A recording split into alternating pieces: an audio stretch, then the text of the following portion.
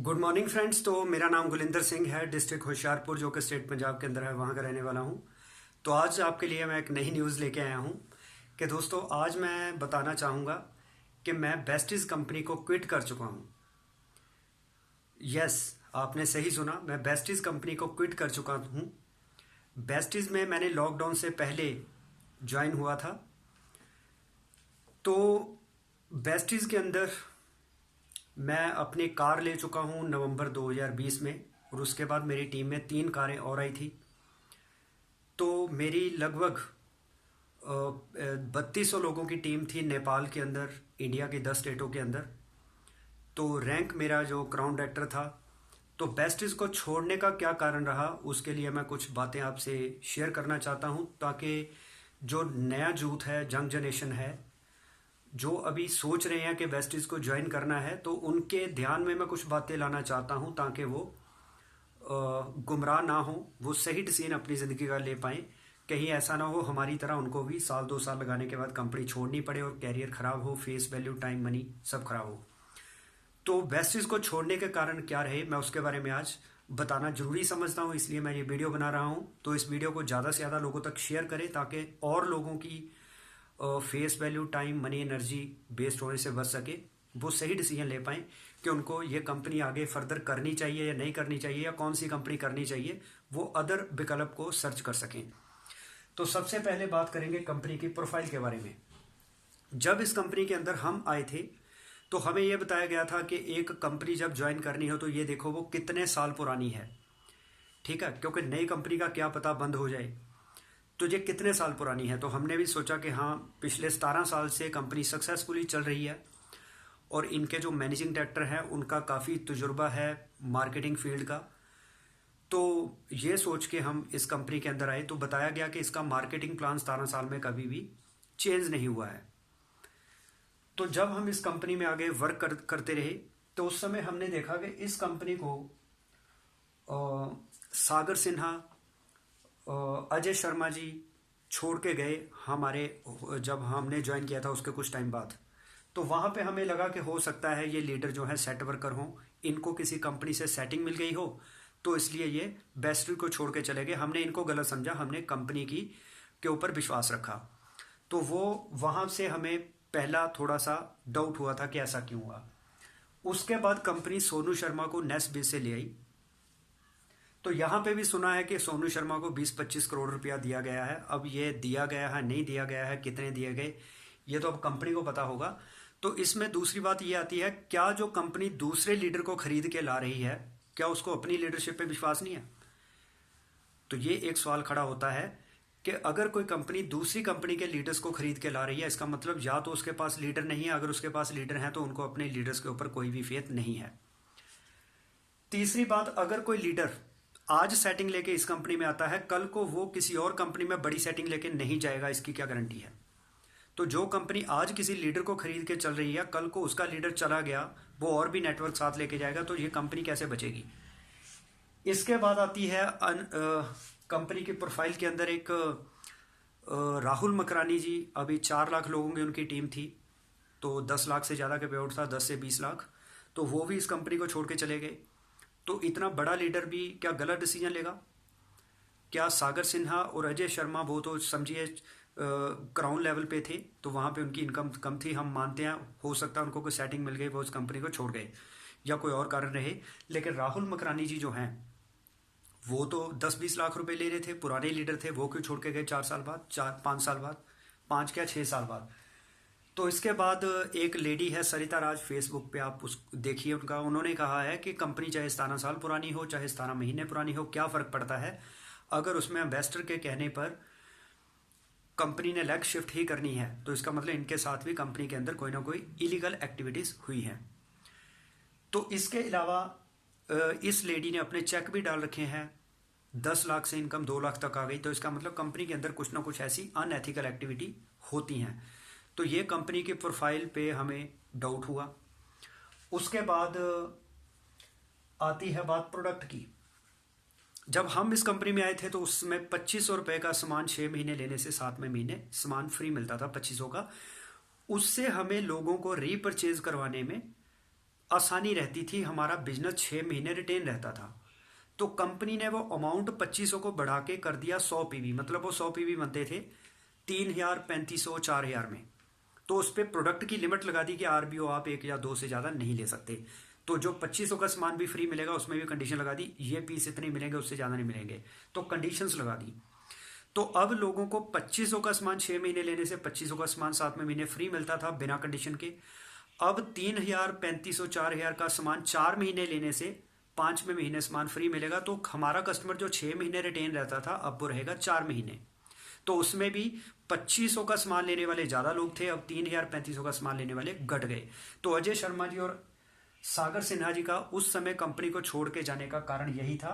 ये कंपनी को इसीलिए छोड़ के गए थे क्योंकि यहाँ पे इनको ये बात अच्छी नहीं लगी थी। उस समय इन्होंने ये कंपनी को छोड़ा था जब कंपनी ने प्रोडक्ट के अंदर ये प्रॉब्लम क्रिएट की थी कि हम 2500 का सामान 6 महीने देने के बजाय 100 पीवी का सामान 4 महीने लेके 80 पीवी का सामान देंगे। 80 पीवी का सामान वही 2500 के आसपास। तो वहाँ पे अमाउंट भी कंपनी ज़्यादा लेने लगी, 6 महीने के बजाय 4 महीने कर दिया, और वहाँ पे लोग टूट गए। तो इससे लीडर को मेहनत और करनी पड़ गई। तो ये गलत हुआ। उसके बाद कंपनी ने, अब अगर मैं इस कंपनी को क्विट कर रहा हूँ तो इसका सबसे बड़ा कारण है कि कंपनी ने प्रोडक्ट जो है उनका रेट भी बढ़ा दिया।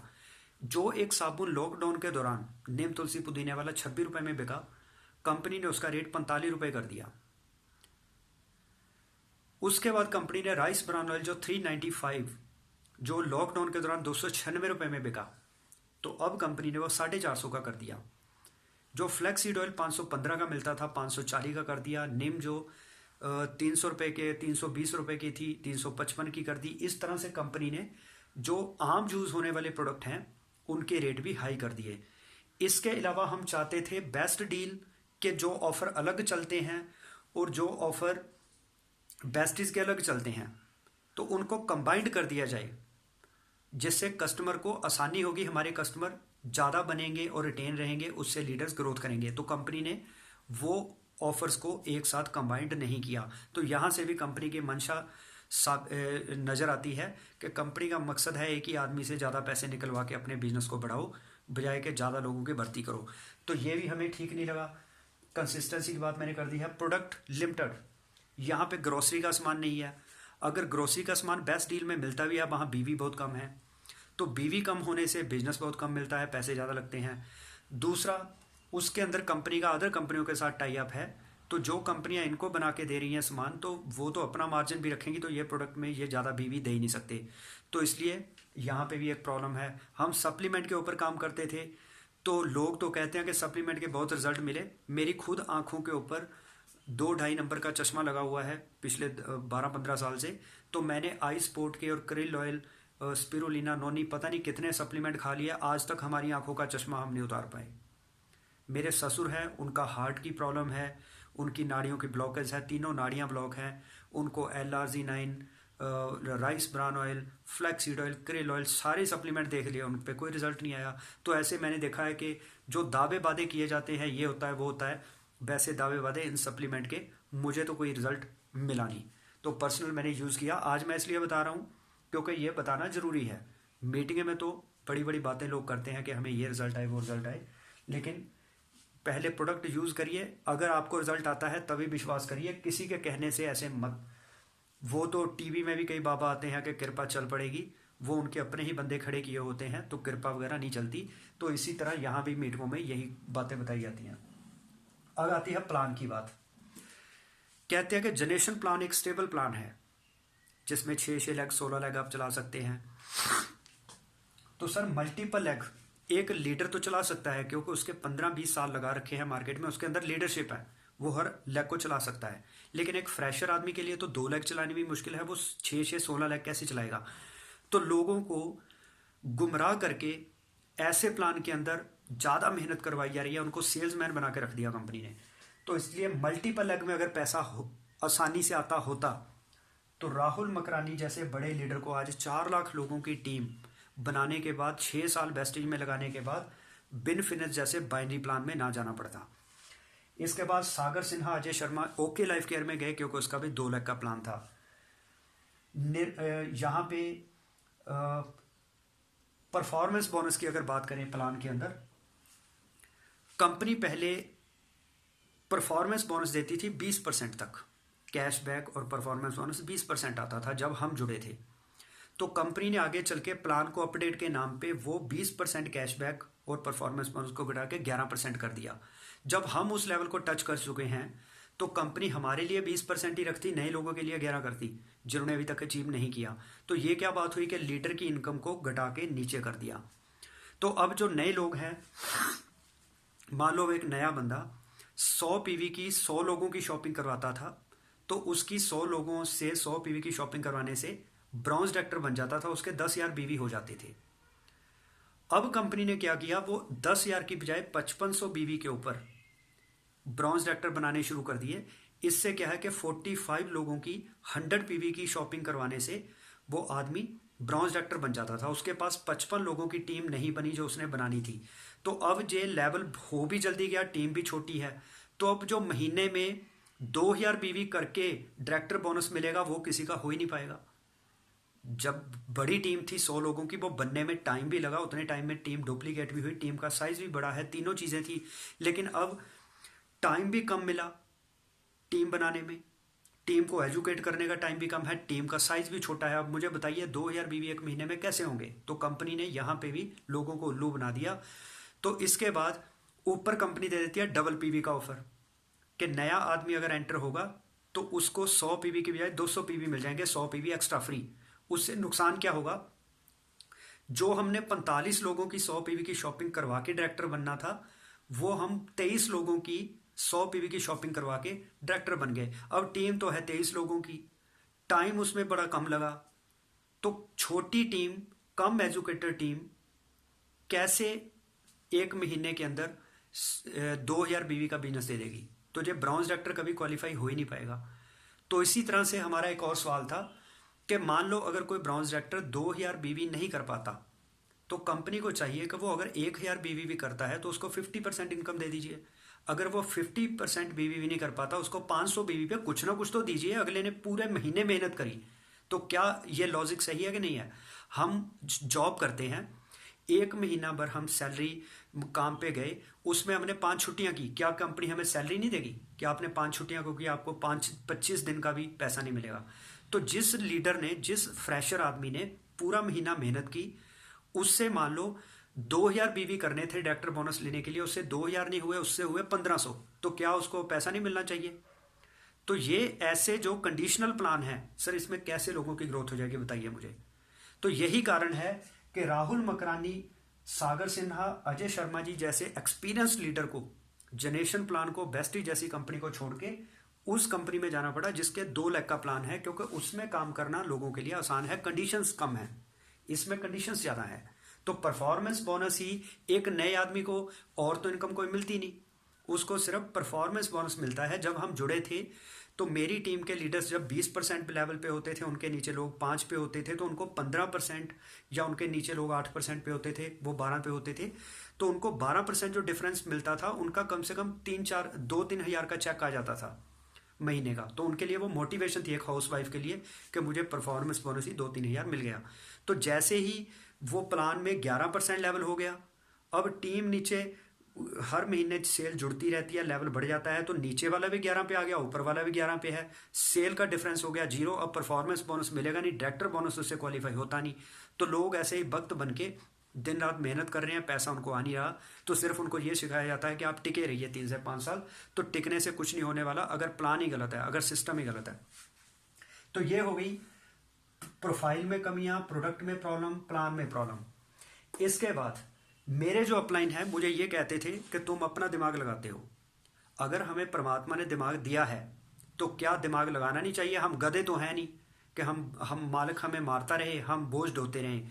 अगर हमारा दिमाग है तो दिमाग लगाना ही चाहिए। आपके अपलाइन का दिमाग और आपका दिमाग तो ग्रोथ डबल होगी, क्योंकि आपके अपलाइन का भी दिमाग, आपका भी दिमाग। तो अगर आप अपलाइन के दिमाग से चलेंगे तो आपकी ग्रोथ तो फिर अपलाइन के हिसाब से होगी, आपकी एक्स्ट्रा ऑर्डिनरी ग्रोथ थोड़ी होगी। तो दिमाग लगाना चाहिए। जो लोग ये कहते हैं कि दिमाग बंद कर लो, समझो वो आपको सिर्फ बेवकूफ़ बना रहे हैं कि आप इधर उधर मत देखो, कोई और कंपनी का कंपैरिजन मत करो, वक्त बन के यहीं लग रहे हो। तो मैं ये कहता हूँ, अगर आप इंसान हैं तो आपको दिमाग दिया है परमात्मा ने, तो लॉजिकली सोचिए जरूर, ऐसे ही टाइम वेस्ट मत करिए गलत लोगों के पीछे लग के। तो दिमाग लगाना चाहिए। तो मैंने अपनी अपलाइन को कहा कि आप कहते हैं कि तुम अपना दिमाग लगाते हो, तुम्हें सिस्टम बनाना नहीं आता, तुम्हारा बिहेवियर अच्छा नहीं। मैंने मान लिया मेरा बिहेवियर भी अच्छा नहीं, मुझे सिस्टम भी बनाना नहीं आता, मैं एक अच्छा लीडर भी नहीं हूँ, मैं अपलाइन की बात नहीं मानता। मैं तो तब भी कार ले गया और अपनी टीम में 3 कारें दिला दी, और ये इसके लिए मुझे 2 साल ही लगे, साल 1.5 साल तो लॉकडाउन में निकल गया। तो अब मुझे बताइए, मैं तो फिर भी कामयाब हूँ। तो मुझे वो बताइए, जो लोग आपके भक्त बने हुए हैं, जो आपका ही सिस्टम फॉलो करते हैं, आपके दिमाग के हिसाब से काम करते हैं, दिन रात मेहनत करते हैं, सारा दिन घर में नहीं जाते, पूरा दिन पेट्रोल फूकते हैं, तो वो क्यों नहीं, आपने उनको कारें क्यों नहीं दिलवाई? इसका मतलब आपको वो लोग चाहिए जो चमचागिरी करते हैं, चापलूसी करते हैं, जो लॉजिकली सोचते हैं, जो आपको प्रश्न करते हैं। आपको वो लोग अच्छे नहीं लगते, अजय शर्मा जी जैसे, सत्यपाल जी जैसे, तो ऐसे लोग आपको अच्छे नहीं लगेंगे, राहुल मकरानी जैसे, क्योंकि आपको भक्त अच्छे लगते हैं जो दिमाग ना लगाएं। आप कम काबिल भी हैं तो उनके ऊपर कमांड कर पाएं। जो काबिल लोग हैं उनसे आप चिढ़ते हैं क्योंकि वो आपको सवाल पूछते हैं, आपको आपके पास उनके सवालों का जवाब नहीं होता। तो मुझे ये बताइए, मैं तो 2 साल पहले ही आपके साथ आया था, तो टीम चैंपियन की शुरुआत 6 साल पहले हुई थी। तो 6 साल पहले जो लोग जुड़े थे, मुझे ये बताइए 6 साल बाद भी वो आरएमएस से एनएमएस क्यों नहीं बने? आरएमएस का मतलब होता है रीजनल मोटिवेशनल स्पीकर, जो 25,000 बिजनेस वॉल्यूम देता है एक महीने में, उसको आप आरएमएस कहते हैं, जिसका चेक 50,000 प्लस होता है। तो मुझे ये बताइए कि वो लोग आरएमएस से एनएमएस क्यों नहीं बने? वो तो आपके भगत हैं, वो अपना दिमाग भी नहीं लगाते, वो आपके दिमाग के हिसाब से, सिस्टम के हिसाब से काम करते हैं, उनको सिस्टम भी बनाना आता है। वो दिन रात आपकी चापलूसी करते हैं, दिन रात आपकी चमचागिरी करते हैं, वो दिन रात गाड़ी में घूमते हैं, पेट्रोल फूकते हैं। हम तो चलो घर में बैठा रहते हैं पूरा महीना, तो आपसे ये बर्दाश्त ही नहीं हुआ कि ये घर में बैठा हुआ ही कैसे 35-40 हज़ार रुपये ले लेता है।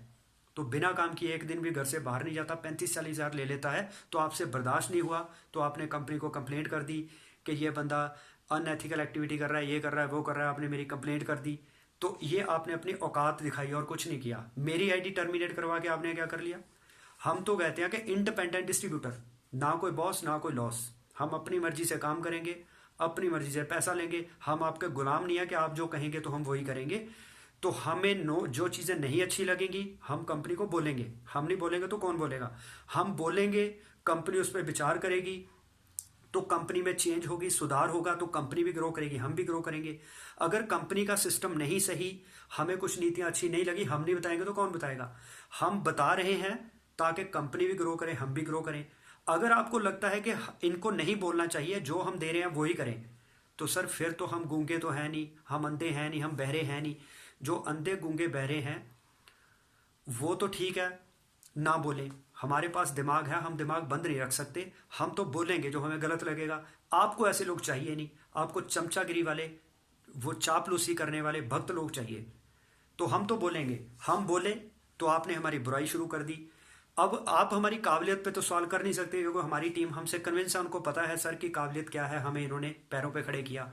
तो आपके पास एक एक चीज़ है, इनके करेक्टर के ऊपर उंगली उछालनी शुरू कर दो, इनका करेक्टर ठीक नहीं है, इनका ये है। आपके पास बस यही एक चीज़ है कि अब ये तो प्रूव कर नहीं सकता अपने करेक्टर को, तो इसको इस तरह से बदनाम करो, और तो किसी तरह किया नहीं जा सकता। तो ये है अपलाइनों का हाल। तो आप बड़ा सोच समझ के अपलाइन को चुने। अपलाइन का बड़ा इंपॉर्टेंट रोल होता है आपकी कामयाबी के अंदर। अपलाइन, अगर नीयत उसकी अच्छी है तो अच्छी अपलाइन है, अगर नीयत खराब है तो वो आपको लूटेगा, वो अच्छी अपलाइन नहीं है। तो इसका मतलब, मैं तो 2 साल पहले आया, लेकिन टीम चैंपियन में निर्मल जी, मिल्केश जी, बाल सिंह जी, तेजिंदर जी, ये तो 6 साल पहले एंटर हुए थे टीम चैंपियन में। आज 6 साल बाद इन्होंने इस कंपनी को छोड़ के KRS मल्टी प्रो को क्यों अपनाया?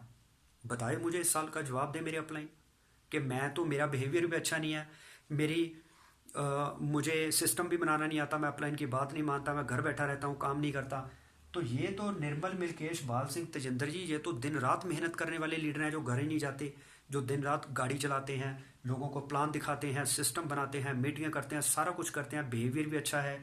इनको तो आप जैसी अपलाइन भी मिली, या आपके ही भगत थे। तो आज ऐसा क्या हुआ कि 6 साल बाद इनको समझ आ गई कि हमें तो हमारी अपलाइन यूज़ कर रही है, तो यहाँ हमारा कुछ नहीं होने वाला। तो इन्होंने आपसे, आपके खिलाफ होके कंपनी बदल ली। तो बताइए, अब ये भी गलत है लोग, ये हो सकता है गलत हो। अजय शर्मा, सागर सिन्हा और राहुल मकरानी, ये सारे के सारे गलत हैं। मैं तो गलत हो सकता हूँ, क्या ये भी गलत है? तो आप इनको भी प्रूव करिए कि ये भी सारे के सारे गलत हैं। मैं गलत हो सकता हूँ, मेरा करैक्टर भी ठीक नहीं है, मेरा बिहेवियर भी ठीक नहीं है, मुझे सिस्टम भी नहीं बनाना आता, मैं अपना दिमाग लगाता हूँ, मुझे डाउनलाइन के साथ बात नहीं करनी आती। मैंने मान लिया सारा कुछ ओके है, इसलिए मेरी ग्रोथ नहीं हुई। ठीक, मैं सिर्फ अपनी गाड़ी लेके 3 गाड़ियाँ दिलवा पाया। ठीक है, मैंने नेपाल या इंडिया की 10 स्टेटों में काम शुरू कर लिया। ठीक है, मुझ में काबिलियत नहीं है। तो ये काबिल लोग क्यों कंपनी छोड़ के जा रहे हैं, ये बाइनरी प्लान में क्यों जा रहे हैं? तो इसका जवाब नहीं है आपके पास। सिर्फ आप जीएमडब्ल्यू में लोगों को उल्लू बनाते हैं कि 2 लेग, इसके नीचे लेग, ये लेग, वो लेग, वो लेग। तो ऐसे करके ज़्यादा देर आप लोगों को उल्लू नहीं बना सकते। जिनको समझ आ गई वो निकल गए। ऐसे ही कुछ लोगों को आप कुछ समय के लिए तो अपने साथ टिका लेंगे, 5-6 महीने के लिए। 5-6 महीने बाद उनको असलियत सामने आ जाएगी। कितनी देर आप लोगों को उल्लू बना के अपने साथ जोड़ के रखेंगे? इसके बाद आता है सिस्टम की बात, जो मैंने बता ही दी है कि अपलाइंस, जो मेरे अदर लीडर्स थे, जो मेरे नहीं मतलब आपकी टीम के, जो 6-6 साल से काम कर रहे थे, सिस्टम भी फॉलो करते, सारा कुछ करते थे, वो 1 लाख महीने से ज़्यादा क्यों नहीं ले पाए? आप मुझे दिखाइए कितने लोगों के आपके चेक 1 लाख से ज़्यादा हैं। मात्र 3-4 लोग 2 लाख से ऊपर गए, उसके अलावा सब जो हैं 1 लाख महीना भी नहीं ले रहे। तो हम तो कहते हैं कि नेटवर्क मार्केटिंग एक ऐसा बिजनेस है जिसमें सपने पूरे होते हैं। तो सर, हमें लोग सवाल करते हैं कि आपको इस इंडस्ट्री के अंदर 10 साल हो गए, आपके अपलाइन को 20 साल हो गए, तो एक तो चीज़ आप कहते हैं कि बिना टीम बनाए 1 लाख रुपए महीना नहीं आ सकता, और आज 2020 में 1 लाख रुपए घर की ज़रूरत है। तो 11 साल के तजुर्बे के बाद अगर हम लोग 1 लाख महीना नहीं कमा पा रहे, तो इसका सीधा सा मतलब है या तो कंपनी में प्रॉब्लम है, या कंपनी के ट्रेनिंग सिस्टम में प्रॉब्लम है। प्रॉब्लम तो है। तो अगर कोई लीडर 2 लाख से ऊपर नहीं जा रहा तो वहां भी प्रॉब्लम है। अगर लोगों की ग्रोथ नहीं हो रही, लोग छोड़ छोड़ के जा रहे हैं, तो इसका मतलब प्रॉब्लम तो है। तो मैंने ये देखा है कि प्रॉब्लम है अपलाइन में, कंपनी में। तो अगर हमारे पास लोगों के सवालों के क्या जवाब है, 11 साल बाद भी हम 1 लाख रुपए महीना नहीं कमा रहे, तो लोग क्यों करें हमारे साथ काम? तो इसका मतलब कि हम गलत लोगों के साथ वर्क करते रहे, जिस कारण से हमारा टाइम खराब हुआ 1-2 साल। तो इसके बाद अब दोस्तों मुझे करनी है कोई नई कंपनी, लेकिन अभी तक मैं डिसाइड नहीं कर पाया हूँ कौन सी कंपनी करें, क्योंकि मेरे लिए सबसे ज़्यादा इंपॉर्टेंट है अपलाइन। ठीक, क्योंकि गुरु की महिमा परमात्मा से ज़्यादा है, क्योंकि परमात्मा तब मिलेगा अगर अच्छा गुरु मिलेगा, जो गुरु इस वेद को जानता होगा, इस मंत्र को जानता होगा कि परमात्मा कैसे मिलेगा। गुरु नहीं मिला तो वो जुक्ति नहीं बताएगा, तो परमात्मा नहीं मिलेगा। तो गुरु का दर्जा ज़्यादा है। कंपनी बाद में आती है, पहले अपलाइन आती है। अपलाइन में सबसे पहली चीज़ आती है उसकी नीयत क्या है। दूसरी चीज़ आती है, नीयत से ही डिसाइड होगा नज़रिया, नज़रिया से डिसाइड होता है उसका प्लानिंग कितनी स्ट्रांग होगी, उसका पुराना एक्सपीरियंस क्या है। तो मुझे अपलाइन सबसे इंपॉर्टेंट चाहिए। तो मैं अभी सर्च कर रहा हूँ, कई कंपनियों को मैंने सर्च किया, जिसमें RCM भी है, इसमें मोदी केयर है, प्रो वेदा है, KRS मल्टी प्रो है, बिनफिनिथ है, ओके लाइफ केयर है, और भी ऐसी जो अंग्रेजों की कंपनियां हैं। मेरी सर्च चल रही है, तो अब देखते हैं किस कंपनी के अंदर हमें वर्क करना है। तो अगर आपको ये वीडियो पसंद आई है तो इसको लाइक एंड शेयर ज़रूर कर दें, ताकि जो और जंग जूथ हैं वो गुमराह होने से बच जाएं, वो भी एक सही फैसला ले पाएँ, वो किसी भी कंपनी में बाई चॉइस आएँ, ना कि बाई चांस आएँ। बाई चांस आने से टाइम वेस्ट होता है। तो हमें गलत अपलाइनों की पहचान आनी चाहिए, क्योंकि इसके लिए भी मैं एक अलग से वीडियो बनाऊंगा कि आज राजनीति कूटनीति हो रही है नेटवर्किंग के अंदर भी। ठीक, आपको चापलूसी करके अपने फ़ायदे लिए जाते हैं, जहाँ काबिलियत की कोई कदर नहीं है। तो बेस्टीज़ की मैनेजमेंट को मैं 2 साल में कभी मिला नहीं। जो हमारे टॉप लीडर थे हम उनको नहीं मिल पाए, क्योंकि हमारी अपलाइनों ने हमें अपने तक सीमित रखा था कि ऊपर ना जाने दें इनको। ऊपर जाएंगे तो उनकी कई कमियां सामने आएंगी, तो वो अपने आप को ही हीरो बना के रखना चाहते थे। तो ऐसी अपलाइन से बचें जिन्होंने आपको अपने तक सीमित कर रखा है, तो जिनका काम है आपको गुमराह करके लूटना। तो मेरे चैनल को आप सब्सक्राइब जरूर करें, बेल आइकन को प्रेस करें, ताकि आने वाली वीडियोज़ की नोटिफिकेशन आपको मिलती रहे। तो इन्हीं शब्दों से मैं आपसे विदा लेता हूँ। Thank you.